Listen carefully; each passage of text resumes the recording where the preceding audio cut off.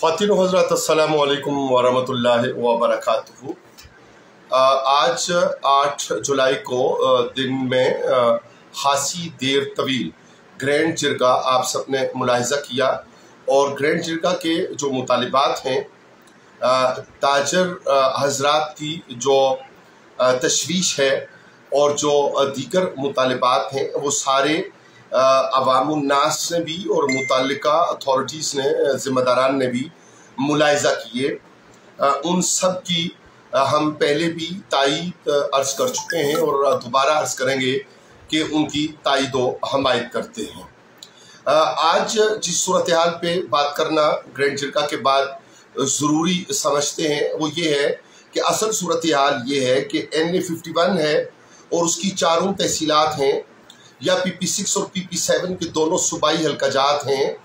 उनकी जो देही ज़िंदगी है उसकी कैफियत वो सबके सामने है। सूरत हाल ये है कि पीने का साफ़ पानी इस दौर में जब ज़िंदगी तरक्की करके बहुत आगे जा चुकी है वो हमारे इलाकों में पूरी तरह से मुयस्सर नहीं है और ख़वातीन आज भी भारी भरकम बर्तन अपने सरों पर और अपनी कमर के साथ लगाकर तो दूर दराज से पानी भरने पर मजबूर हैं और उस पानी की जो सूरत हाल है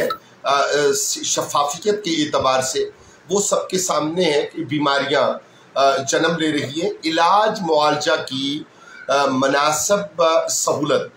देही हलकों में क्या शहरी हलकों में भी मौजूद नहीं है। यही सूरत हाल है तालीम व ताल्लुम की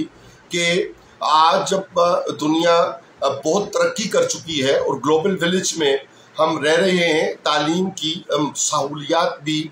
हमारे इलाका में हमारे लोगों को उस दर्जा पे मुयस्सर नहीं है जिनका वक्त तकाजा कर रहा है और जो हमारी आने वाली नस्ल, मौजूदा नस्ल के मुस्तकबिल के लिए आज बस ज़रूरी है। गोया जितनी भी बुनियादी बातें हैं उनके ऊपर तवज्जो नहीं दी गई। हम चाहेंगे कि तवज्जो चाहें ख़वातीन व हज़रात आपकी वसातत से हुकाम की कि एक जो आपने मास्टर प्लान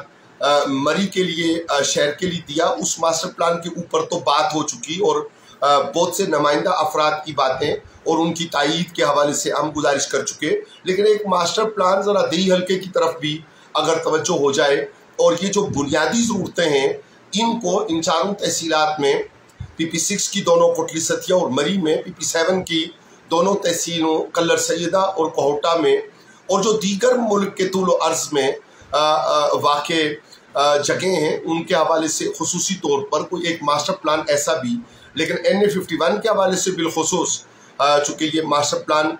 यहाँ के लिए आया है जिसके ऊपर ग्रैंड जिरगा और ये सारी सूरत हाल पैदा हुई, तो एक मास्टर प्लान वो भी तो दीजिए कि जिससे अवामुन्नास को देही हलकों में बसने वाले लोगों को ज़्यादा से ज़्यादा सहूलियात, बुनियादी सहूलियात ज़िंदगी गुजारने की वो मुयस्सर आ सकें।